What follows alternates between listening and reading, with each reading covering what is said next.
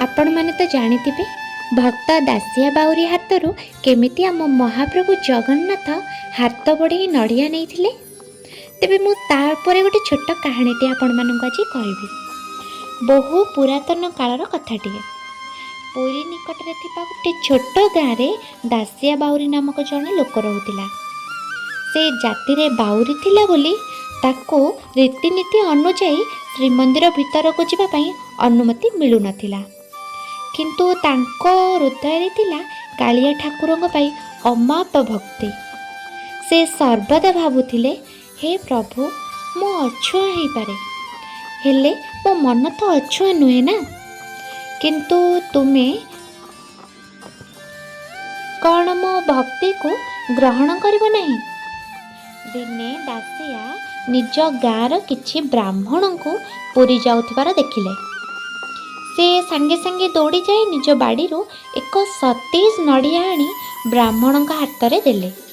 आउ ब्राह्मण को अनुरोध करी कहले, सान्ते आपण तो बड़ देउल को जाउछंती, मोर ई छोट बेटीटी कालिया शांत को पाखक नहीं जिबे कि? किंतु गोटे शर्त अछि मोर, आपण महाप्रभु को कहिबे जदि से निज हाथ बढ़ाई ए नड़ियाटी नेबे तेबे आपण तांको ए नड़ियाटी देबे, नचेत मो नड़िया मते फेराई देबे। ब्राह्मण माने दासियार एपरी अद्भुत कथा सुनी ताको कौतूह करके हसिले। सेमाने भाबिले पागलटा कौन गुड़ाए कही जाउची। तथापि सेमाने नड़ियाटी को सांगरे नहीं गले। पुरी रे पहुंची ब्राह्मण माने महाप्रभु को दर्शन कले। पूजा सारी फेरिबा बेलको हठात सेमानकर दासियार नड़िया कथा मने पड़िला। बड़ देउलर पछपटे नीलचक्र को चाही जणे ब्राह्मण परिहास करी कहिले, हे प्रभु तुमर से पागल भक्त दासिया ए नड़िया पठाइछि।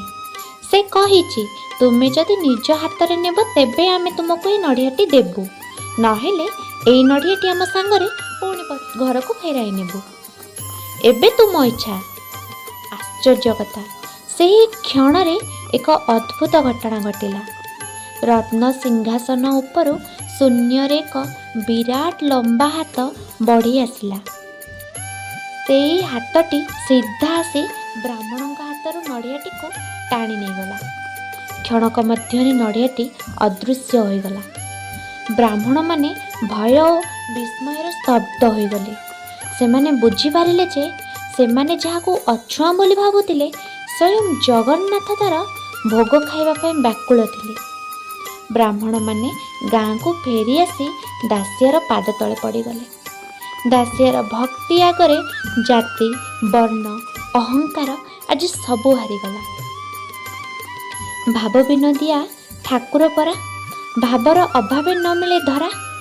भगवान धन रत्न किंबा उच्च जाति खोजती नहीं, से केवल भक्तर विश्वास एवं प्रेमर भोकिला अटंती। दासिया बाउरीर सेही नड़िया आज भी भक्तिर श्रेष्ठ प्रतीक हो रही। तेबे ई कहानी आमे आज जाए यह शिखुचु, जाति भेद जहाँ भी अच्छी निर्विशेष आमे माने समस्ते भगवानकर संतान अटु।